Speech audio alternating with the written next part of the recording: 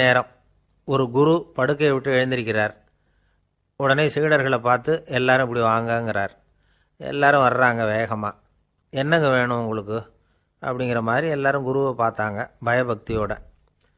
குரு அந்த சீடர்களை பார்த்து, இதை பாருங்கள், இப்போ நான் ஒரு சிக்கலான விவகாரத்தில் மாட்டிக்கிட்டு இருக்கிறேன், அதை நீங்கள் தீர்த்து வச்சா நல்லதுன்னார். சீடர்களுக்கு ஒன்றும் புரியல.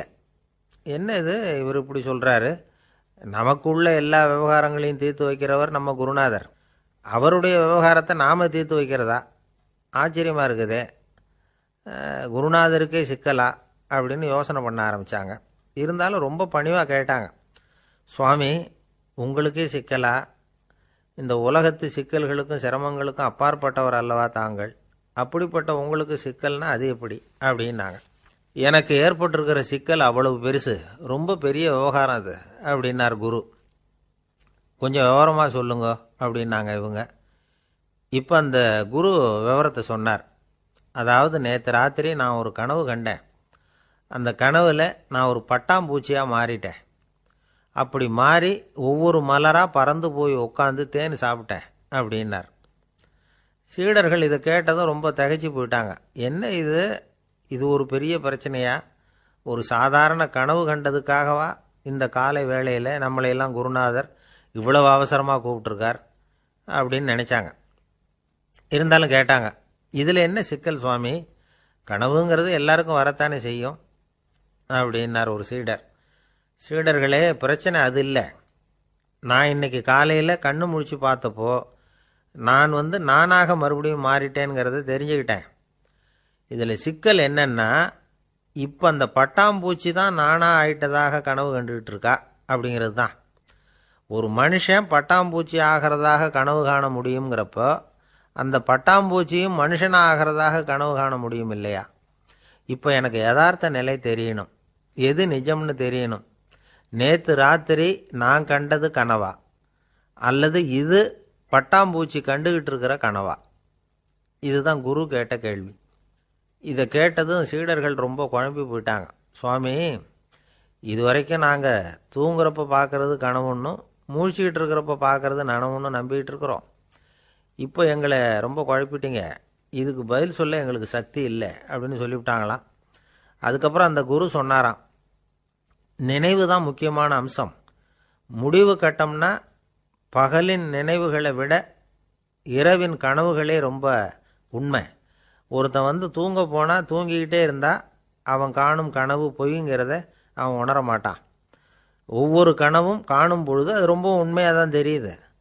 ஒரு கனவு கூட உண்மை இல்லைன்னு கனவுல தோன்றுவதே இல்லை அப்படின்னார் குரு. அகில வாழ்வு அத்தனையும் சொற்பனம் கண்டாய் அப்படிங்கிறார் தாயுமானவர். ஆகையினால நம்ம கனவுலேருந்து நாம் என்னைக்கு முழிச்சிக்க போகிறோம் அப்படிங்கிறது தான் ஒரு முக்கியமான கேள்வி. ஒருத்தர் வந்தார், காலில் கட்டோடு வந்தார். என்னங்க காலில் கட்டுன்னு? சார், நேற்று ராத்திரி தூக்கத்தில் எங்கள் வீட்டு கூரையில் ஏணியை சாத்தி வச்சு இறங்கினப்போ வழுக்கி விழுந்து காலை உடச்சிக்கிட்டேன்னார். உங்கள் வீட்டில் தான் ஏணியே கிடையாது சார் அப்படின்னு. உண்மைதான் சார், நான் கீழே விழுந்து முழிச்சுக்கிட்டதுக்கு அப்புறம் தானே ஏணி இல்லைங்கிறது எனக்கு ஞாபகம் வந்தது அப்படின்னார். மனிதர்களில் சில பேர் ரொம்ப வித்தியாசமாக நடந்துக்குவாங்க. மற்றவங்களுக்கு அது ரொம்ப ஆச்சரியமாக கூட இருக்கும். அந்த ஆள் ஒரு மாதிரி பார்த்து நடந்துக்கோ அப்படின்னு கூட சொல்கிறது உண்டு. இவங்களை பார்த்து நாம் பித்து குளியும்போம். உளவியல் இவங்களை எக்ஸென்ட்ரிக்ஸ் அப்படின்னு சொல்லுது.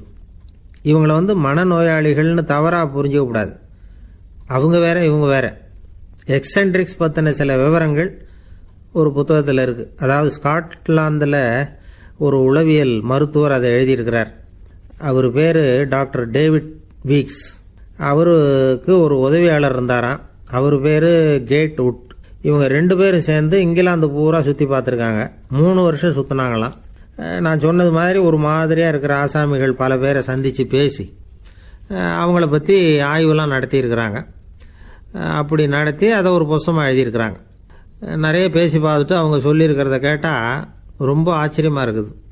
நாம் இவங்களை பார்த்து பித்துக்குழிங்கிறோம், எக்ஸென்ட்ரிக்ஸ் அப்படின்னு சொல்கிறோம், கிண்டல் கூட பண்ணுறோம். ஆனால் அவங்களோட அறிவு ரொம்ப தெளிவானதான். இந்த ஆராய்ச்சியாளர்கள் சொல்கிறாங்க. அவங்க உடல் நலமும் ரொம்ப நல்லா இருக்குதான், உடம்புலையும் எந்த கோளாறும் இல்லையா. அவங்களுக்கு மகிழ்ச்சியும் அதிகமாக, ஆயுளும் அதிகமாக. அவங்களில் பல பேர் என்ன சொல்கிறாங்கன்னா, நீங்கள் நினைக்கிறது மாதிரி இல்லை நாங்கள். ஆனால் நாங்கள் மற்றவங்கள்லேருந்து வேறுபட்ட தன்மை உள்ளவங்க அப்படிங்கிறத ஒத்துக்கிறாங்களாம். இந்த உலகம் பிறந்ததுலேருந்தே இப்படிப்பட்ட வித்தியாசமான ஆசாமிகளும் பிறந்திருக்கிறாங்க. சரி, அப்படிப்பட்டவங்க எப்படி இருப்பாங்க? இப்போ ஒரு மகாராஜா தன்னோட நாய்க்கு லட்சக்கணக்கில் பணம் செலவு பண்ணி கல்யாணம் பண்ணி வச்சிருக்கிறார். ஒரு கோடீஸ்வரர் தான் வளர்த்துக்கிட்டு இருந்த பூனைகளுக்கு தன்னோட சொத்து பூராவும் எழுதி வச்சிருக்கிறார். இது மாதிரி ஒருத்தர் 2 பேர் இல்லை, நிறைய பேர் உண்டு. சில பேர் எப்படி தெரியுமா? அவங்களுக்கு வசதியில் எந்த குறையும் இருக்காது. வீடு, காரு, பணம் எல்லாம் தாராளமாக இருக்கும். அப்படி இருந்தாலும் அவங்கக்கிட்ட ஒரு பழக்கம் இருக்கும். யாராவது ஒரு நண்பர் வீட்டு விசேஷத்துக்கு போயிருப்பார், இல்லைன்னா ஒரு கடைக்கு போயிருப்பார். அவங்க ரொம்பவும் மரியாதையாக வரவேற்று எல்லாம் பண்ணிகிட்டு இருப்பாங்க. ஆனால் இவர் அவங்களுக்கு தெரியாமல் ஏதாவது ஒரு பொருளை திருடி பாக்கெட்டில் போட்டுக்கிட்டு வந்துடுவார். அப்படி வந்தால் தான் இவருக்கு திருப்தி. பல பேர் அவங்க வளர்த்த பிராணிகளுக்கு பளிங்கு கல்லால் சமாதி கட்டி வச்சிருக்கிறாங்க. இப்படிலாம் பண்ணுறாங்க. பல பேர் அவங்களுக்கு பிடித்தமான ஒருத்தர் எப்படியோ அதே மாதிரி தலைமுடி, தாடி வச்சுக்கிறது, உடை உடுத்திக்கிறது, மலை குகையில் போய் குடியிருக்கிறது, இப்படி எவ்வளவோ வினோதமான நடவடிக்கைகள். இவங்களையெல்லாம் ஆய்வு பண்ணின டாக்டர் வீக்ஸ் என்ன சொல்கிறார் தெரியுமா? பொதுவாக இவங்க உயர்ந்த புத்திசாலிகளாக இருக்கிறாங்க. ஒருமைப்பட்ட மனம், கருமையுமே கண்ணான பண்பு, தனிமையை நாடுற மனப்பான்மை எல்லாம் இவங்களுக்கு உண்டு. அவங்களில் பல பேர் அவங்க பெற்றோருக்கு முதல் குழந்தை அல்லது ஒரே குழந்தை, இப்படி தான் இருக்கிறாங்க. இது மாதிரியானவங்க பெண்கள் 1 பங்குன்னா ஆண்கள் 2 பங்கு. இவங்கெல்லாம் ஆக்கப்பூர்வமான செயல் செய்கிறாங்க. அப்படிப்பட்டவங்களாக தான் இருக்கிறாங்க. அடுத்தவங்க கிட்ட அன்பு காட்டுறவங்களா இருக்கிறாங்க, உற்சாகம் ஊட்டுறவங்களா இருக்கிறாங்க. அவங்களுடைய ஆக்கப்பூர்வமான பணிகளுக்கு ஊக்கம் கொடுத்தா அவங்க மன சந்தோஷமும் உடல் நலமும் பெருகும், ஆயுளும் கூடும். இதெல்லாம் அந்த டாக்டருடைய கண்டுபிடிப்பு. பித்துக்குழித்தனத்துக்கும் மனநோய்க்கும் வித்தியாசம் உண்டுங்கிறத சொல்கிறது தான் இந்த தகவல். அதனால் 2ம் ஒன்றுன்னு நினச்சிடக்கூடாது. ஒரு நண்பன் ஒருத்தனை பற்றி சொல்கிறோம். அவன் எந்த வகைன்னு நீங்களே முடிவு பண்ணுங்களேன். அவன் ஒரு கல்யாண வீட்டுக்கு போய் சாப்பிட்டுட்டு வெளியில் வந்தோம். அவன் கூட வெளியில் வந்த உடனே ரொம்ப நேரமாக தன்னோட செருப்பை தேடிக்கிட்டு இருந்தான். என்னப்பா இன்னுமா உன் செருப்பு கிடைக்கல அப்படின்னு கேட்டோம். இல்லை என்னது முன்னாடியே கிடைச்சுட்டுது, அதை விட நல்லதாக ஏதாவது கிடைக்குமான்னு பார்க்குறேன் அப்படின்னா அவன். லோகமானிய பாலகங்காதர திலகர் இருந்தார்ல, அவருக்கு 15 வயசுலேயே கல்யாணம் நடந்துதான். மனைவி பேர் தபிபாய். ரொம்ப பெரிய குடும்பத்து பொண்ணு, நல்ல குணம். அவங்க குடும்பம் நடத்திக்கிட்டு இருக்கிறாங்க. அந்த காலத்தில் திருடர்கள் பயம் அதிகம். இந்த காலத்தில் மட்டும் என்னன்னு கேட்குறீங்களா? நீங்கள் கேட்குறது நியாயம்தான். இருந்தாலும் இந்த காலத்து திருடனுக்கும் அந்த காலத்து திருடனுக்கும் ஒரு முக்கியமான வித்தியாசம் உண்டு. அதாவது அந்த காலத்து திருடன்லாம் நியாயம் அநியாயம் பார்க்கறது உண்டு, இந்த காலத்தில் அப்படி பார்க்கறது இல்லை. அந்த காலத்தில் திருட வர்றவங்கள்ட்ட கூட ஒரு தார்மீக உணர்வு உண்டாம். அதாவது அப்போ உள்ள கொள்ளைக்காரங்க எதை களவாடினாலும் சரி, அரிசியை மட்டும் களவாடுறது இல்லையா, அப்படி ஒரு கொள்கை. அதனால் பாருங்கள், அந்த காலத்து பெண்கள் நகை நட்டுகளை பத்திரமா வைக்கணும்னா பெட்டியில் வைக்கிறது இல்லை, அரிசி பானையில் போட்டு வச்சு விடுறது. இப்போல்லாம் பேங்க்கில் சேஃப்டி லாக்கர்னு இருக்குல்ல, அது மாதிரி அந்த காலத்தில் சேஃப்டி லாக்கருங்கிறது அரிசி பானை. இந்த வளையல், மூக்குத்தி, தோடு இப்படி எதுவாக இருந்தாலும் அதில் போட்டு பத்திரமா வச்சுருவாங்க. திருடன் அரிசி பானை பக்கம் போகிறதில்ல. ஏன்னா சாப்பிட்ற விஷயத்தில் கை வைக்கக்கூடாது, அது பாவம் அப்படின்னு அவன் நினைக்கிறான். திலகரோட மனைவி தபிபாயும் அதே மாதிரி தன்னுடைய ஆபரணங்களை ஒரு அரிசி பானைக்குள்ளே போட்டு மூடி வச்சுருந்தாங்களாம். இப்படி இருந்தப்போ ஒரு நாள் ஒரு பிச்சைக்கார பொண்ணு வீடு வீடாக பிச்சை கேட்டுக்கிட்டே வந்திருக்குது. திலகர் வீட்டுக்கும் தர்மம் போடுங்க தாயே அப்படின்னு தான் அந்த பொண்ணு. அந்த அம்மா தபிபாய் காதில் இது விழுந்திருக்கு. உடனே கை நிறைய அரிசி அள்ளிக்கிட்டு போட்டிருக்கு. பாத்திரத்தில் அரிசியை போட்டதுக்கு அப்புறம் தான் தெரியுது, பளிச்சுன்னு கண்ணில் படுது. அதாவது அந்த அம்மாவோட வைர மூக்குத்தி ஒன்று அரிசியோடு சேர்ந்து அந்த பிச்சைக்கார பொண்ணு பாத்திரத்தில் போய் விழுந்துட்டுது. இந்த அம்மாவுக்கு மனசுக்குள்ளே குழப்பம், என்ன இப்படி ஆகிட்டுதே, மூக்குத்தி போயிட்டுதே, பிச்சை பாத்திரத்திலேருந்து அதை எப்படி எடுக்கிறது அப்படின்னு தயக்கம். வாயை திறந்து அதை கேட்கறதுக்கும் கூச்சம். திண்ணையில் உட்காந்துருந்த திலகர் இவ்வளவையும் பார்த்துக்கிட்டு இருக்கிறார். மனைவியின் மனசுக்குள்ளே நடக்கிற மௌன போராட்டத்தை அவர் நல்லா புரிஞ்சுக்கிட்டாராம். மனைவியை பார்த்து சொன்னாராம், தபிபாய், இது தெய்வ சம்மதம். அவளுக்கு சேர வேண்டிய மூக்குத்தி அவகிட்ட போயிட்டுது. பிச்சை பாத்திரத்தில் விழுந்த மூக்குத்தியை எடுக்க வேணாம் அப்படின்னாராம். சரின்னு சொல்லிவிட்டு மேற்கொண்டு எதுவும் சொல்லாமல் அந்த அம்மா வீட்டுக்குள்ளே போயிட்டாங்களாம். இந்த காலத்துலலாம் அது மாதிரி நடக்குமா? வெறும் அரிசியை போட்டுட்டு விவகாரம் பண்ணிட்டு இருக்க மாட்டோமா? ஒரு பெரிய மனுஷன் வீட்டுக்கு ஒரு பிச்சைக்காரன் வந்தான். ஐயா, நாங்கள் பிச்சைக்காரங்கள்லாம் சேர்ந்து ஒரு சங்கம் வச்சுருக்குறோம், அதுக்கு நிதி சேர்க்குறோம், அதுக்கு ஒரு 100 ரூபா கொடுத்தீங்கன்னா எங்களுக்கு பெரிய உதவியாக இருக்கும் அப்படின்னானா. அதெல்லாம் ஒன்றும் கொடுக்க முடியாது போ அப்படின்னாரான் அவர். அப்படின்னா ஒரு 50 ரூபாயாவது கொடுங்களேன் அப்படின்ட்டுருக்கான். அதுவும் முடியாதுன்னு சொல்லிவிட்டார். 25 ரூபா அப்படின்ட்டுருக்கான். எதுவும் முடியாது அப்படின்னாரான். சரிங்க, இவ்வளவு பெரிய வீட்டுக்கு வந்துட்டு வெறுங்கையோடு திரும்புறது நல்லா இருக்காது, அதனால் சும்மா ஒரு 1 ரூபா மட்டுமாவது கொடுங்க அப்படின்ட்டுருக்கான் அவன். ஒரு பைசா கூட என்கிட்ட கிடையாது அப்படின்ட்டாரான் இவர். அப்படின்னா நீங்கள் ஒரு காரியம் பண்ணுங்களேன் அப்படின்னானா அவன். என்ன செய்யணும் அப்படின்ட்டுருக்கார். எங்கள் சங்கத்தில் நீங்களும் ஒரு மெம்பராக சேர்ந்துருங்க அப்படின்னானா. நம்மக்கிட்ட ஒருத்தன் தப்பாக நடந்துக்கிட்டானா உடனே நாம் என்ன செய்வோம்? கையை ஓங்கிட்டு அவனை அடிக்க போவோம்.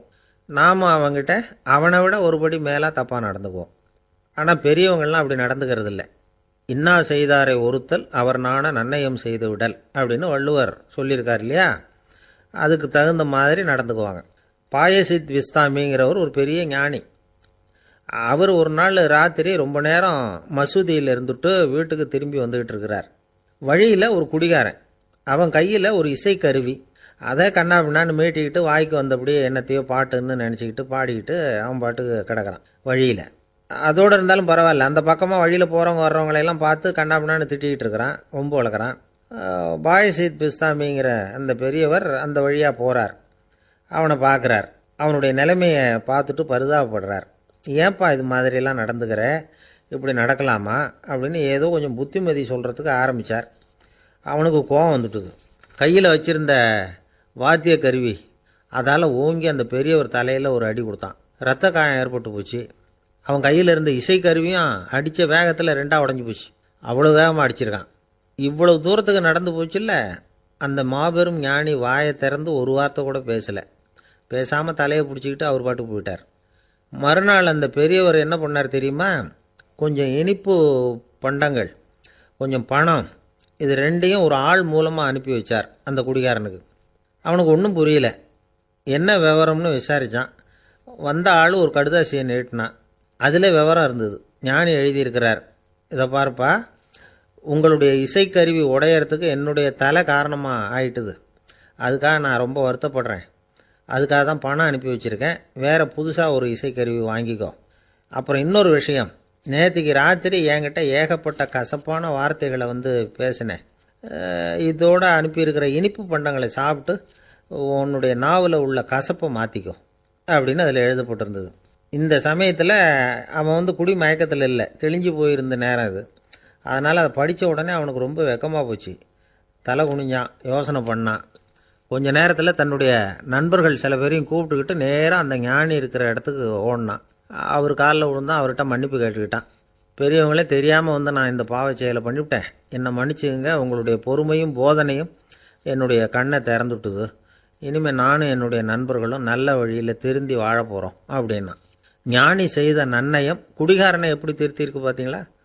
இந்த கதையை கேட்டுவிட்டு ஒருத்தர் சொன்னார், என் வாழ்க்கையில் கூட அப்படி ஒரு சம்பவம் நடந்தது சார். நானும் ஒரு நாள் ராத்திரி ஓவராக குடிச்சிட்டு ஒரு கிட்டாரை வாசிச்சுக்கிட்டு கண்ணாபின்னான்னு உளறிக்கிட்டு திட்டிக்கிட்டு இருந்தேன். அந்த சமயம் அந்த வழியாக ஒருத்தர் வந்தார். ஓங்கி தலையில் ஒரே ஒரு அடி, ரத்தம் வந்துட்டுது. அதுக்கப்புறம் என் மனசு தெரிந்துட்டுது சார் அப்படின்னார். அப்படியா என்ன ஆச்சரியமா? ஆமாம் சார், அடி விழுந்தது அவர் தலையில் இல்லை, ஏன் தலையில். வந்தவர் என்ன அப்படி அடிச்சுட்டார். மயக்கம் தெளிஞ்சதுக்கு அப்புறம்தான் எனக்கு விவரம் புரிஞ்சுது, அவர் ஒரு போலீஸ்காரரு அப்படின்னார் ரொம்ப சோகமாக. வாய் விட்டு சிரிச்சா நோய் விட்டு போகும் அப்படின்னு சொல்கிறது உண்டு.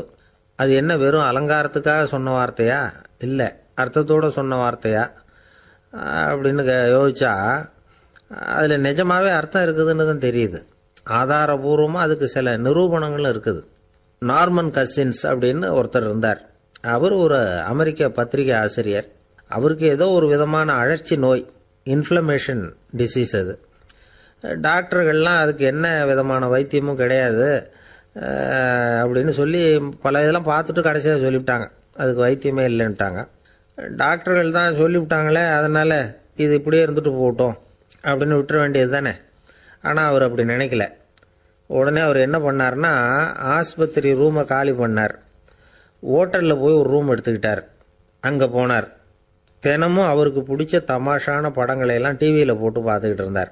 சிரிப்பு வரக்கூடிய புத்தகங்களை எல்லாம் படித்தார். கொஞ்ச நாள் ஆச்சு. அவருக்கு இருந்த தொந்தரவு குணமாக ஆரம்பிச்சிட்டுது. இதை கேள்விப்பட்ட உடனே பழைய டாக்டர்கள்லாம் ஓடி வந்தாங்க. ஓடி வந்து பார்க்குறாங்க. அவர் உடம்பை சோதனை பண்ணி பார்க்குறாங்க. பார்த்தா அவர் உடம்பு குணமாகறதுக்கு உதவியாக இருந்தது சிரிப்பு தான் அப்படிங்கிறத விஞ்ஞானபூர்வமாக அவங்க ஒத்துக்கிட்டாங்களாம். இருந்தாலும் சிரிப்பு எந்த முறையில் எந்த விதத்தில் உதவி பண்ணுது அப்படிங்கிறத இன்னமும் சரியாக புரிஞ்சிக்க முடியல. ஆனாலும் ஒரு சில விஷயங்கள் மட்டும் புரியுது. அது என்னன்னா, சிரிப்பு சுவாசத்தை மேம்படுத்துது, ரத்த அழுத்தத்தை குறைக்குது, உடம்பு குணமாகறதுக்கே உரிய சில ஹார்மோன்கள் அதிகமாக உருவாகி வர்றதுக்கு வழி செய்யுது.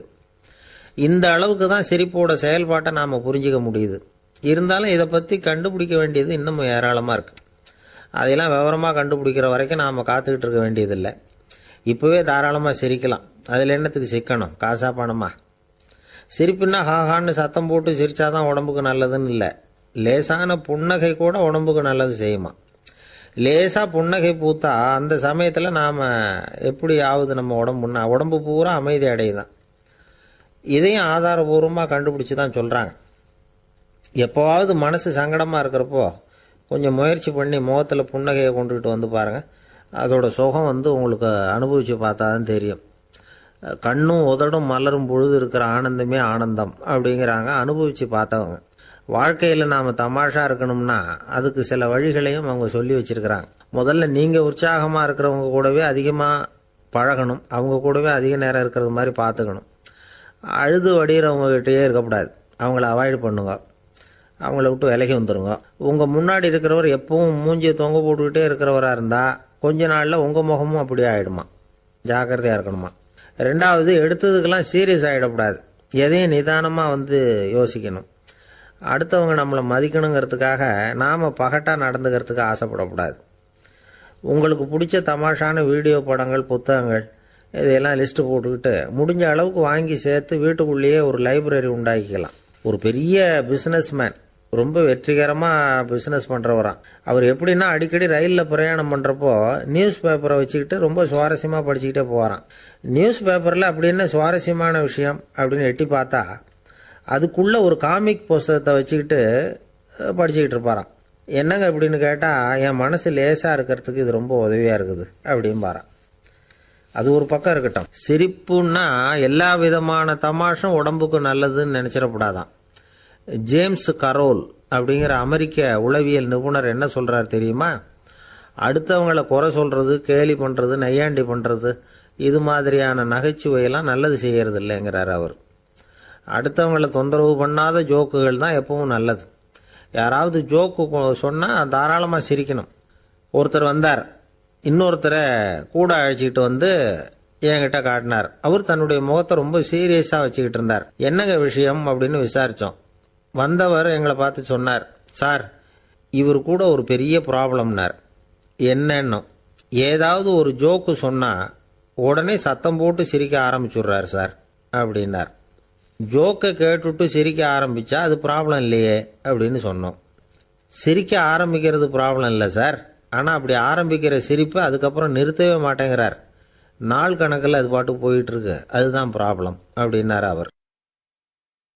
வாழ்க்கையில் சில சந்தர்ப்பங்களில் நாம் சில அவமானங்களை சந்திச்சே தீர வேண்டியிருக்கு. என்ன பண்ணுறது, காலம் அப்படி. அவமானப்படுறவங்க உடனே அடங்கி போயிடுறது தான் உலக வழக்கம். அவமானப்பட்டால் உடனே சீறி எழறவங்களும் உண்டு. ஆனால் அதையே ஒரு சவாலாக எடுத்துக்கிட்டு முன்னுக்கு வர்றவங்களும் சில பேர் இருக்கிறாங்க. அவங்க ரொம்ப அபூர்வம். இன்றைக்கி மனோதத்துவ நிபுணர்கள்லாம் என்ன சொல்கிறாங்க தெரியுமா? அவமானப்பட்டுட்டா உடனே அடங்கி போயிடக்கூடாதான். அதையே ஒரு சவாலாக எடுத்துக்கிட்டு மனசில் ஒரு வைராக்கியத்தோடு முயற்சி பண்ணினா வாழ்க்கையில் எல்லாரும் முன்னேறலாமா. அவமானங்கிறத நாம் வைராக்கியமாக மாற்றிக்கணும். அதுதான் வெற்றிக்கு வழி. ராமர் இந்த பூமியில் பிறந்ததே ஒரு வைராக்கியத்தினால தான் சார் அப்படின்னார் ஒருத்தர். எப்படிங்க அது அப்படின்னு கேட்டேன். அவர் சொன்னார், தசரதருக்கு ராமர் குழந்தையா பிறக்கணும், அப்போ தான் இங்கே இருக்கிற கஷ்டங்கள்லாம் நீங்கும் அப்படின்னு சர்வ லோகமும் எதிர்பார்த்துக்கிட்டு இருக்குது. ஆனால் அவர் எப்போ பிறப்பார் அப்படின்னு யாருக்கும் தெரியல. அந்த காரியம் சீக்கிரம் நடக்கணுமே, அதுக்கு என்ன பண்ணுறது? நாரதர் வந்தார் ஒரு நாள் தசரதரை தேடி. தசரதா, உனக்கு ஒரு செய்தி தெரியுமான்னு ஆரம்பித்தார். அவர் எப்பவும் இப்படித்தானே ஆரம்பிக்கிறது வழக்கம். என்ன விஷயம்னு கேட்டார் தசரதர். தசரதா, நீ அடிக்கடி உன்னோட தேரில் ஏறிக்கிட்டு தேவலோகத்துக்கு போகிற, அங்கே போகிற வர்ற எல்லாம் பண்ணிகிட்ருக்க, எல்லாம் சரி. தேவலோகத்துலேயும் உன்னை நல்லபடியாக தான் வரவேற்கிறாங்க. தேவேந்திரன் உன்னை பிரியமாக அழைச்சிட்டு போய் தன்னுடைய அரியாசனத்திலேயே தனக்கு பக்கத்திலேயே உட்கார வைக்கிறான். நீயும் சந்தோஷமாக உட்காந்து பேசிவிட்டு வந்துடுற. ஆனால் நீ இங்கே வந்ததுக்கு அப்புறம் அங்கே என்ன நடக்குது தெரியுமா உனக்கு அப்படின்னாரான் நாரதர். என்ன நடக்குது எனக்கு ஒன்றும் தெரியலையே அப்படின்னாரான் தசரதர். நாரதர்கிட்ட வந்து கிட்டத்தில் வந்து கேட்டிருக்கார், கொஞ்சம் சொல்லுங்கள் என்னது அப்படின்னு. அவர் நெருங்கி வந்தாரான் நாரதரும். மெதுவாக அவர் காதோட காதாக சொன்னாராம். அதாவது நம்ம பாஷையில் சொல்லப்போனால் பற்ற வைக்கிறார். நீ அங்கே தேவேந்திரங்கிட்ட உட்காந்து பேசிவிட்டு வந்த பிறகு நீ அங்கே உட்காந்துருந்த அரியாசனத்தை தண்ணி ஊற்றி கழுவி சுத்தப்படுத்துகிறாங்க. நீ என்ன அந்த அளவுக்கு சுத்தம் இல்லாத ஆளா, தினம் குளிக்காமையாக இருக்கிற அப்படின்னாராம். தசரதருக்கு இது ரொம்ப அவமானமாக போயிட்டுது. அப்படியே செய்கிறாங்க அப்படின்னாராம். ஆமாம், நீ வேணும்னா நான் சொல்கிறது உண்மையா இல்லையா அப்படின்னு சோதனை பண்ணி பார்த்துக்கோ அப்படின்னாரான் நாரதர். உடனே தசரதர் இதுக்காகவே புறப்பட்டு தேவலோகம் போனார். அங்கே வழக்கம் போலவே இவரை கூப்பிட்டு உட்கார வச்சு பேசிக்கிட்டு இருந்தான் தேவேந்திரன். கொஞ்ச நேரம் பேசிக்கிட்டு இருந்துட்டு சரி நான் கிளம்புறேன்னு புறப்பட்டார். சரி, அவனும் வாசல் வரைக்கும் வந்து வழி அனுப்பி வச்சுட்டு உள்ளே போயிட்டான். தசரதர் வெளியில் கொஞ்ச நேரம் மறைஞ்சி இருந்துட்டு மெதுவாக உள்ளே எட்டி பார்த்தார் என்ன நடக்குதுன்னு. நாரதர் சொன்னது உண்மைதான். தசரதர் உட்காந்துருந்த ஆசனத்தை அங்கே 2 தேவர்கள் கழுவி சுத்தப்படுத்திக்கிட்டு இருக்கிறாங்க. தசரதரால் இதை தாங்கிக்க முடியல. அவருக்கு ரொம்ப அவமானமாக போச்சு. நேராக கிடுகிடுன்னு தேவேந்திரங்கிட்டே போனார். நான் உட்காந்துருந்த இருக்கையே சுத்தம் பண்ணுறியே, நான் என்ன அந்த அளவுக்கு பாவியா அப்படின்னு கேட்டார். ரொம்ப கோபமாக கேட்டார். தசரதரே, மனுஷனுக்கு 3 கடன்கள் உண்டு. தேவ கடன், ரிஷி கடன், பித்ரு கடன். இதை தீர்க்காதவன் பாவியாகிறான். இதில் மகனை பெறுவதால் தான் பித்ரு கடன் தீரும். உனக்கு மகன் கிடையாது, அதனால் நீ பாவியாகிற. பாவி உட்கார்ந்துருந்த இடம்ங்கிறதுனால அதை சுத்தம் செய்ய வேண்டியது எங்கள் கடமை அப்படின்னு நானும் தேவேந்திரன். இந்த இடத்துல தசரதருக்கு ஏற்பட்ட அவமானம் ஒரு வைராக்கியமாக மாறிச்சு. தேவேந்திரனே கேட்டுக்கோ, ஒரு மகனை பெற்ற பிறகு தான் இந்த சபையில் மறுபடியும் அடி எடுத்து வைப்பேன் அப்படின்னு சொல்லிவிட்டு போயிட்டாராம். போய் புத்திர காமேஷ்டி யாகம் பண்ணார். புத்திரர்கள் பிறந்தார்கள். இந்த கதையில் உள்ள கருத்து என்னன்னா, தேவேந்திரன் தசரதரை அப்படி அவமானப்படுத்தலைன்னா அவருக்கு இப்படி ஒரு வைராக்கியம் பிறந்திருக்குமா யோசிச்சு பார்க்கணும். நமக்கு ஏற்படுகிற சில அவமானங்களையும் வைராக்கியமாக மாற்றிக்குவோம். அப்படி மாற்றிக்கிட்டோம்னா வாழ்க்கையில் வந்து முன்னேறலாம். நம்ம ஆளுங்க சில பேர் அவமானத்தை வந்து வைராக்கியமாக மாற்றிக்கிறது எப்படி தெரியுமா? நம்மகிட்ட ஒரு பையன் சொன்னான், எங்கள் அப்பா என்னை எல்லாருக்கும் முன்னாடி வச்சு திட்டிவிட்டார், பொறுப்பு இல்லாமல் ஊர் சுற்றுறேன்னு சொல்லி அவமானப்படுத்தி விட்டார். இனிமேல் நீ என் முகத்திலேயே முழிக்காதரா போடான்னு வேற சொல்லிவிட்டார். எனக்கு ரோஷம் வந்துட்டுது. அந்த அவமானத்தை வைராக்கியமாக மாற்றிக்கிட்டேன். அன்னையிலேருந்து அவர் முகத்திலேயே முழிக்கிறது இல்லை அப்படின்னா. அப்படியான்னு கேட்டோம். ஆமாங்க, அவர் வீட்டில் இல்லாத நேரமாக பார்த்து உள்ளே சமையல் கட்டுக்கு போய் சாப்பிட்டுட்டு நைஸாக வெளியில் வந்துடுவேன் அப்படிங்கிறான் அவன்.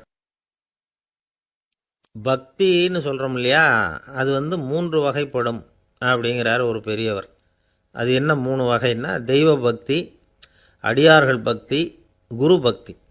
அடியார் பக்தியை விட தெய்வ பக்தியை விட குரு பக்தி தான் ரொம்பவும் சிறந்ததுங்கிறார் அவர். தெய்வத்துக்கிட்ட செஞ்ச பாவம் குருநாதர்கிட்ட தீர்ந்துருமா, குருநாதர்கிட்ட செஞ்ச பாவம் தெய்வத்துக்கிட்ட போனாலும் தீராதான். இப்படி பெரியவங்களாம் சொல்லி வச்சிருக்கிறாங்க. ஒரு காடு, அங்கே அயோத தௌமியர் அப்படின்னு ஒரு தபோதனர். அவர் பல மாணவர்களை ஒன்றா சேர்த்து ஒரு குருகுலம் நடத்திக்கிட்டு இருக்கிறார். பல தரப்பட்டவங்க பல திறப்பட்டவங்க மாணவர்கள் அதில் சேர்ந்து படிச்சுக்கிட்டு இருக்கிறாங்க. பாஞ்சால ராஜகுமாரன் ஒருத்தனும் அந்த குருகுலத்தில் சேர்ந்து படிச்சுக்கிட்டு இருக்கிறான். அவன் பேர் ஆருணி. பெரிய இடத்து புள்ள, இருந்தாலும் படுப்பில் ரொம்ப கெட்டிக்காரனாக இருந்தான். அவன் தான் அங்கே முதல் மாணவன். ஒரு நாள் குருநாதர் அந்த அரசகுமாரனை கூப்பிட்டார். நம்ம குருகுலத்துக்கு சொந்தமான வயலில் தண்ணீர் பெருகி வெள்ளம் வந்து பயிரை வந்து அழிக்குதான், அதனால் நீ போய் மடையை அடைச்சிட்டு வந்துரு அப்படின்னார். அந்த அரசகுமாரன் உடனே புறப்பட்டான். குருநாதர் சொல்லிட்டார்ல, உடனே புறப்பட்டான். நான் பெரிய இடத்து பிள்ளையாச்சே, ராஜகுமாரனாச்சே, ரொம்ப செல்வாக்கூட வளர்ந்தவனாச்சே, நான் போய் வயலில் இறங்கி வேலை செய்கிறதா அப்படின்னுலாம் அவன் நினைக்கல. குருநாதர் கட்டளையை நிறைவேற்ற வேண்டியது நம்ம கடமை அப்படின்னு நினச்சான். உடனே ஒரு மண்வெட்டியை தூக்கி தோளில் வச்சுக்கிட்டு புறப்பட்டு போயிட்டான். வயலுக்கு போனான்.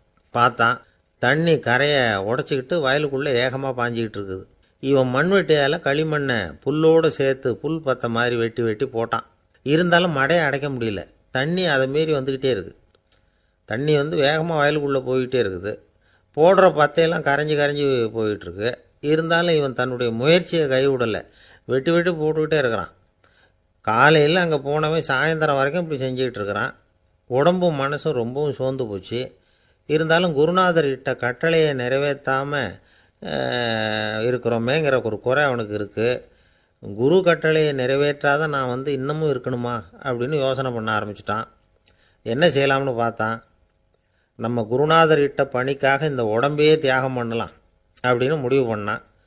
தண்ணி பாயுதில் அதுக்கு குறுக்க விழுந்து அப்படியே மடையை அடைச்சிக்கிட்டு அப்படியே படுத்துட்டான். இது மற்றவங்களுக்கு தெரியாது. அன்னைக்கு ராத்திரி ஒரு விளக்கு முன்னாடி உட்காந்து குருநாதர் பிள்ளைங்களுக்கு பாடம் சொல்லி கொடுத்துக்கிட்டு இருக்கிறார். வரிசையில் இருக்கக்கூடிய ராஜகுமாரனை காணலை.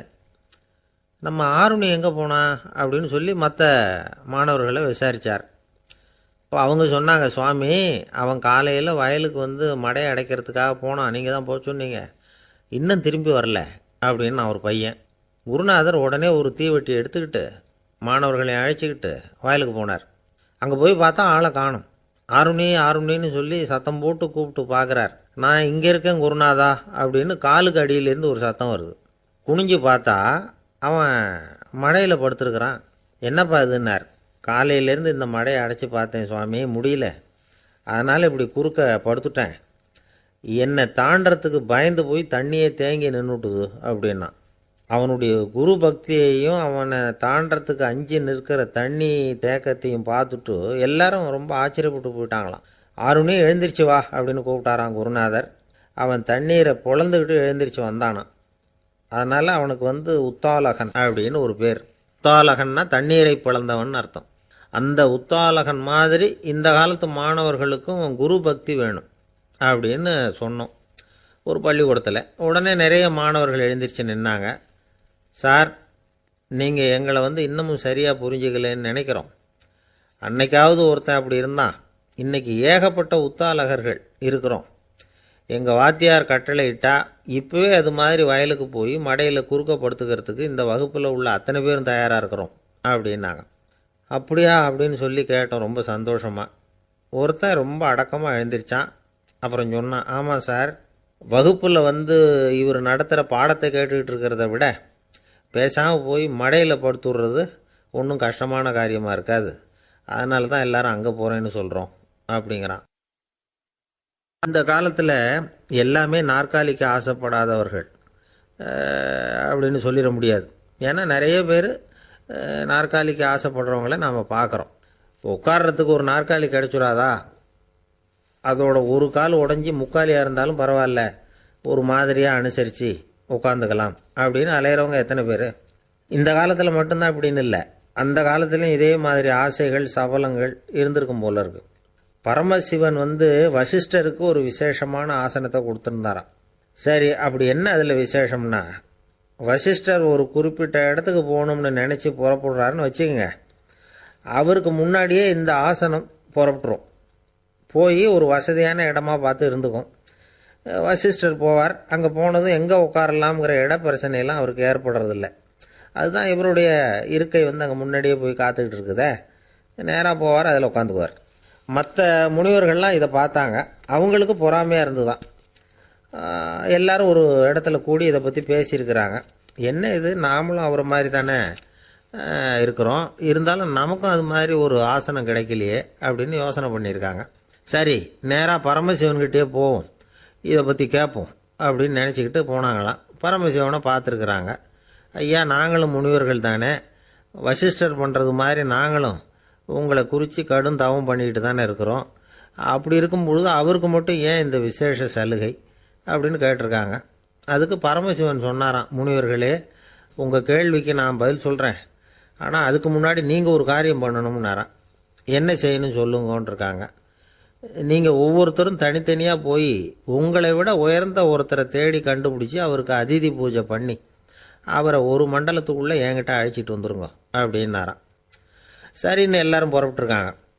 அவங்க போனதுக்கப்புறம் நந்தி தேவனை அழைச்சி வசிஷ்டரை கூப்பிட்டுக்கிட்டு வர சொன்னாராம். அவர் வந்தார், வணங்கினார். வசிஷ்டரே, இன்னையிலேருந்து ஒரு மண்டலத்துக்குள்ளே உங்களை விட தாழ்ந்தவர் ஒருத்தரை தேடி கண்டுபிடிச்சி அவருக்கு அதிதி பூஜை பண்ணி அவரை என்கிட்ட கூப்பிட்டுட்டு வாங்கன்னு விட்டார். சரின்னு இவரும் புறப்பட்டு போயிட்டார். கொஞ்ச நாள் ஆச்சு. முனிவர்கள்லாம் திரும்பி வந்தாங்க. பரமசிவன் முன்னாடி வந்து நின்னாங்க. ஐயா, எவ்வளவோ தேடி பார்த்துட்டோம், எங்களை விட உயர்ந்தவர்கள் யாருமே கிடைக்கல அப்படின்னாங்களாம். வசிஷ்டரும் வந்து சேர்ந்தார். ஐயா, எவ்வளவோ தேடி பார்த்தேன், என்னை விட தாழ்ந்தவர் யாருமே கிடைக்கல அப்படின்னாராம். அவரே தொடர்ந்து சொன்னார், என்னுடைய மனைவி எனக்கு அடங்கினவ தானே, அவளுக்காவது அதிதி பூஜை பண்ணி அழைச்சிட்டு வந்துடலாமான்னு யோசிச்சு பார்த்தேன்.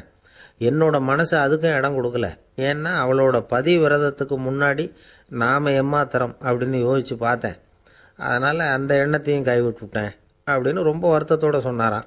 இதை கேட்ட உடனே மற்ற முனிவர்களுக்கு வெக்கமாக போச்சு. இந்த உலகத்தில் நம்மளை விட மேலானவங்க யாருமே இல்லைன்னு நாம் நினைச்சோம். வசிஷ்டரோ தன்னை விட தாழ்வானவங்க யாருமே இல்லைன்னு நினைக்கிறார். பரமசிவன் ஏன் அந்த ஆசனத்தை அவருக்கு மட்டும் கொடுத்தார் அப்படிங்கிற கேள்விக்கான பதில் அவங்களுக்கு கிடைச்சிட்டு தான். இந்த காலத்தில் நாம் எப்படி நினைக்கிறோம்னா, எல்லாரும் நம்மளை விட மட்டமானவங்கன்னு நினைக்கிறோம். அதனால் நாம் மட்டும் நாற்காலியில் உட்காந்தா போதும் அப்படின்னு நினைக்கிறோம். ஏமாந்து போனவங்க சந்தர்ப்பம் பார்த்து காலை வாரி விட்டுறாங்க, கீழே விழுந்து காலை உடச்சிக்கிறோம். அதுதான் இன்றைக்கி நடக்கிறது. ஒரு அம்மா தன்னோட வீட்டுக்காரரை ஒரு மனோதத்துவ டாக்டர்கிட்ட அழைச்சிட்டு போனாங்களாம். என்ன ப்ராப்ளம்னு கேட்டிருக்காரு டாக்டர். எங்கள் வீட்டுக்காரர் அடிக்கடி நாற்காலியில் உட்காந்து காலை உடச்சிக்கிறார் அப்படின்னாங்களாம். அப்படின்னா அந்த நாற்காலியில் தான் ஏதோ கோளாறு அப்படின்னாரான் டாக்டர். அப்படி இருக்க முடியாது டாக்டர் அப்படின்னாங்களாம் அந்த அம்மா. அது எப்படி அவ்வளோ உறுதியாக சொல்கிறீங்கன்னு கேட்டிருக்காரு அந்த டாக்டர். எங்கள் வீட்டில் நாற்காலியே கிடையாது டாக்டர், இவர் இருக்கிறதா நினச்சிக்கிட்டு உட்கார்றார், அதுதான் ப்ராப்ளம் அப்படின்னாங்களாம் அந்த அம்மா. ஒரு ஊரில் ஒரு பெரியவர் இருந்தார். அவர் ஒரு குரு. அவர் தொடர்ந்து தியான கூட்டங்கள் நடத்துவார். அந்த கூட்டத்தில் கலந்துக்கிறதுக்காக பல ஊர்கள்லேருந்து சீடர்கள் நிறைய பேர் வருவாங்க போவாங்க. ஒரு நாள் அங்கே கூட்டம் நடந்துக்கிட்டு இருக்குது. அந்த சமயத்தில் சீடர்களில் ஒருத்தன் என்னத்தையும் திருடி விட்டான். மற்ற சீடர்கள் அதை கவனிச்சுட்டாங்க. இவன் ஆப்பிட்டுக்கிட்டான். கூட்டம் முடிஞ்ச பிற்பாடு இவன் திருடின விஷயத்தை அந்த பெரியவர்கிட்ட போய் சொன்னாங்களாம். அவர் கவனத்துக்கு கொண்டுகிட்டு போனாங்க. ஆனால் அவர் இதை காதிலே போட்டுக்கல, கண்டுக்கவே இல்லை. போய் சொன்ன சீடர்களுக்கெல்லாம் ஏமாத்தமாக போயிட்டுது. என்ன இது, இவ்வளவு தூரம் நாம் கண்டுபிடிச்சி போய் சொல்கிறோம், அவர் கண்டுக்கவே மாட்டேங்கிறாரே அப்படின்னு ஒரு மாதிரி ஆயிட்டாங்க. இருந்தாலும் அதை பற்றி ஒன்றுமே சொல்லிக்கல, பேசாமல் இருந்துட்டாங்க. கொஞ்ச நாள் ஆச்சு. அதே ஆள் மறுபடியும் ஒரு திருட்டில் மாட்டிக்கிட்டான். சீடர்கள் மறுபடியும் அந்த குரு கிட்ட விஷயத்தை சொன்னாங்க. அவர் அப்பவும் வழக்கம் போல் சும்மாவே இருந்துட்டார். இவர் இப்படி இருக்கிறத பார்த்ததும் அந்த சீடர்களுக்கு கோபம் வந்துட்டுது. உடனே அந்த சீடர்கள்லாம் ஒன்று கூடி பேசினாங்களாம். எல்லாருமா சேர்ந்து ஒரு விண்ணப்பம் தயார் பண்ணாங்க. அதை குருநாதர்கிட்ட கொண்டுகிட்டு போய் கொடுத்தாங்க. அந்த விண்ணப்பத்தில் இவங்க என்ன எழுதியிருக்கிறாங்க தெரியுமா? குருநாதர் அவர்களே, உடனே திருடனவன் மீது சட்ட நடவடிக்கை எடுக்கணும். நீங்கள் அப்படி அவனை இங்கே சேர்க்கக்கூடாது. நீங்கள் சேர்த்திங்கன்னா நாங்கள் இங்கே இருக்கிறத பற்றி யோசிக்க ஆரம்பிச்சிருவோம். அவனை இந்த மடத்தை விட்டே துரத்தி பண்ணணும். நீங்கள் அவனை வெளியில் அனுப்புங்க, இல்லைன்னா நாங்கள் அத்தனை பேரும் வெளியில் போயிடுறோம். இப்படி தான் அந்த விண்ணப்பத்தில் எழுதியிருக்கிறாங்க. குரு அந்த விண்ணப்பத்தை வாங்கி படித்து பார்த்தார். அதுக்கப்புறம் அதை எழுதின அத்தனை பேரையும் கூப்பிட்டாரு. எல்லாரும் இப்படி வாங்கன்னாரு. வந்தாங்க. இப்படி என் எதிரில் உட்காருங்கன்னார். உட்காந்தாங்க. அப்புறம் சொன்னார், இதை பாருப்பா, நீங்கள் எல்லாரும் புத்திசாலிகள். உங்களுக்கு எது நல்லது எது கெட்டதுங்கிறது நல்லா தெரியும்.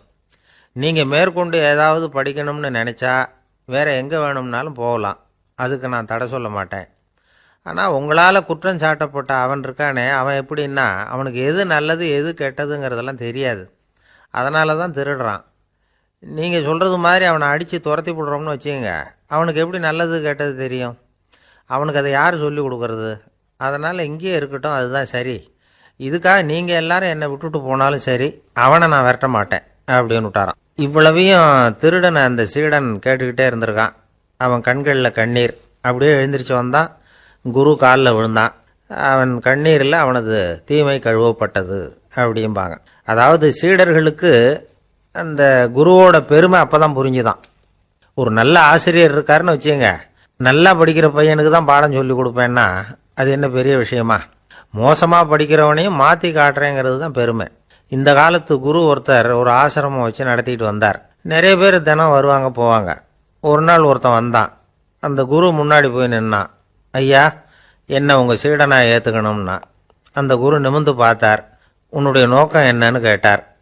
ஐயா, உங்ககிட்ட கொஞ்ச நாள் இருந்தேன்னா நல்ல பழக்க வழக்கங்களை கற்றுக்கலாம், அதுக்கப்புறம் வெளியில் போய் ஒரு நல்ல தொழில் தொடங்கி வாழ்க்கையில் முன்னுக்கு வரணுங்கிறது தான் என்னோட நோக்கம் அப்படின்னா. நீ சொல்கிறது சரி, ஆனால் உன்னால் இங்கே நல்ல பழக்க வழக்கங்களை கற்றுக்க முடியலேன்னு வச்சுக்கோ, அப்போ என்ன பண்ணுவேன் அப்படின்னு கேட்டார் அவர். அப்படி ஆச்சுன்னா என்ன, உங்களை மாதிரியே ஒரு ஆசிரமம் ஆரம்பித்து அதுக்கு குருவாக இருந்துட்டு போகிறேன் அப்படின்னானா. ஒருத்தன் வேகமாக ஓடி வந்தான். ஏப்பா அப்படி தலை தெறிக்க ஓடி வர்றேன்னு கேட்டேன். பின்னாடி துரத்திக்கிட்டு வருது சார் அப்படின்னா. ஏதாவது நாய் துரத்திக்கிட்டு வருது போல இருக்கு அப்படின்னு நினச்சி அவனுக்கு பின்னாடி பார்க்குறேன். கண்ணுக்கு எட்டின தூரம் வரைக்கும் எதுவுமே தெரியல. ஏன்பா எதுவும் ஒன்றை துரத்துறது மாதிரி தெரியலையே என்ன, நல்லா பாருங்கள் சார் அப்படின்னா. பார்த்துட்டு தான் சொல்கிறேன் என்ன. இதோ பாருங்கள் சார், இதுதான் என்னை துரத்துது அப்படின்னு அவன் காட்டுறான். அவன் சுட்டி காட்டின இடத்துல பார்த்தா அங்கே அவனுடைய நிழல் தான் தெரியுது. என்னப்பா சொல்கிற அப்படின்னு சொல்லி அவனை சந்தேகமாக பார்த்தேன். அதுக்கப்புறம் தான் அவன் விவரமாக பேசினான். சார், எனக்கு என் நிழலை கண்டா பிடிக்கிறதில்ல, எப்போ பார்த்தாலும் இது என்னையே பின்தொடர்ந்து வந்துக்கிட்டு இருக்குது. இதை என்னால் சகிக்கவே முடியல. இதை என்கிட்டேருந்து பிரிக்கிறதுக்கு எவ்வளவோ முயற்சிகள்லாம் பண்ணி பார்த்துட்டேன், முடியலன்னா. அப்படி என்னென்ன முயற்சிகள் பண்ணினேன் அப்படின்னு கேட்டேன். அவன் என்னென்ன செஞ்சாங்கிறத விவரமாக சொன்னான். அவன் என்ன பண்ணியிருக்கிறான், ஒரு பெரிய குழியை தோண்டி அதில் தன்னுடைய நிழலை புதைச்சிருவோம் அப்படின்னு முடிவு பண்ணிட்டு மண்வெட்டி எடுத்துக்கிட்டு தோட்டத்து பக்கம் போயிருக்கான். ஆழமாக ஒரு குழியை தோண்டியிருக்கான். குனிஞ்சு பார்க்குறான். அந்த குழிக்குள்ளே தன்னுடைய நிழல் தெரியுது. ஆஹா, இதுதான் சமயம், நிழல் இப்போ குழிக்குள்ளே இருக்குது, மண்ணை போட்டு மூடி விடலாம் அப்படின்னு நினச்சிக்கிட்டு கொஞ்சம் மண்ணை அள்ளி போட்டான். பார்த்தா இப்போ அந்த நிழல் அந்த மண்ணுக்கு மேலே வந்து நிற்கிது. இது ஏதுடா வம்பா போச்சு அப்படின்னா அவசரமாக மண்ணை வாரி போட்டு மூடி பார்க்குறான். குழி பூராவும் மூடி விட்டு பார்க்குறான். மறுபடியும் நிழல் மேலே வந்து உட்காந்துக்கிட்டு இருக்குது. சரி, இதை குழியில் புதைக்க முடியாது அப்படின்னு முடிவு பண்ணிட்டு இதை இங்கேயே இப்படியே விட்டுட்டு ஒரே ஓட்டமாக ஓடி போடுவோம் அப்படின்னு நினச்சி எடுத்தான் ஓட்டம். அது காலை நேரம். இவன் மேற்க நோக்கி ஓடிக்கிட்டு இருக்கிறான். ஓடி ஓடி பார்க்குறான், நிழல் இவனை விட வேகமாக இவனுக்கு முன்னாடி ஓடிக்கிட்டு இருக்கு. சரி, திரும்பி ஓடி பார்ப்போம் அப்படின்னு நினச்சிக்கிட்டு அப்படியே சடார்னு திரும்பி ஓட ஆரம்பித்தான். பார்த்தான், அப்பாடா நிழலை காணலை. கொஞ்சம் தூரம் ஓடி ஒரு இடத்துல நின்று அப்படியே சாவகாசமாக திரும்பி பார்க்குறான். பின்னாடி நின்றுக்கிட்டு இருக்குது நிழல். இப்படி ஓடி வந்து தான் இங்கே நம்ம முன்னாடி நின்று தன்னுடைய அவஸ்தையை சொல்லிகிட்டு இருக்கிறான். இந்த நிழலை துரத்துறது அல்லது வெட்டி விடுறது, இதுக்கு ஏதாவது வழி இருக்கா சொல்லுங்கள் சார் அப்படிங்கிறான். நமக்கு ஒன்றும் புரியல. அந்த நேரம் பார்த்து ஒரு பெரியவர் வந்தார். அவர்கிட்ட யோசனை கேட்டோம், என்ன செய்யலாம்னு. அவர் சொன்னார், இந்த பாருப்பா, நீ அங்கேயும் எங்கேயும் ஓடாத, அப்படியே கீழே படுத்துக்கொண்டார். அது நல்ல உச்சி வேலை. அவன் அப்படியே கீழே படுத்துக்கிட்டான். இப்போ அப்படி இப்படின்னு திரும்பி பார்க்குறான், நிழலை காணலை. அவன் இப்போ தான் நிம்மதியாக இருந்தான். இப்போ அந்த பெரியவர் சொன்னார், எல்லா மனிதர்களுமே இப்படி தான் ஓடிக்கிட்டு இருக்கிறாங்க. நான் எனது அப்படிங்கிற ஆணவம் தான் அவங்கள துரத்திக்கிட்டு இருக்கு. அதை விட்டுட்டு ஓடணும்னு நினச்சாலும் அது முன்னாடி வந்து நிற்கிது. பரம்பொருளை நோக்கி ஓடுறப்போ இந்த ஆணவம் பின்னாடி வந்து விடுது. பரிபூர்ண சரணாகதிங்கிற நிலையில் அது முழுசுமாக மறைஞ்சு விடுது. தன்னை உணர்கிற வேலை அது. அந்த நேரம் மனிதனுக்கு விடுதலை உணர்வு ஏற்படுகிற நேரம் அது. அப்படிப்பட்ட சுதந்திர மனிதர்களாக எல்லாரும் மாறி போயிட்டாங்கன்னா இந்த உலகமே இன்பமயம் அப்படின்னு ஒரு விளக்கம் கொடுத்தார் பெரியவர். நம்மால் ஒருத்தர் வேகமாக ஓடி வந்துக்கிட்டு இருந்தான். ஏன்டா அப்படி ஓடி வர்ற அப்படின்னு கேட்டார் எதிரில் வந்தவர். ஆசை துரத்துது, அதுதான் ஓடி வர்றேன்னா. உனக்கு என்ன ஆசைன்னு கேட்டார். எனக்கு ஒன்றும் ஆசை இல்லைங்க, என்னை எப்படியாவது பிடிச்சுடணும்னு போலீஸ்காரங்களுக்கு ஆசை. அந்த ஆசை இப்போ என்னை துரத்தி பின்னாடி வந்துக்கிட்டு இருக்குது. அதுதான் தப்பிச்சு வந்துக்கிட்டு இருக்கிறேன். குறுக்க நிற்காதீங்க சார், வழியை விடுங்க அப்படின்னு சொல்லிவிட்டு வேகமாக ஓடி மறைஞ்சான்.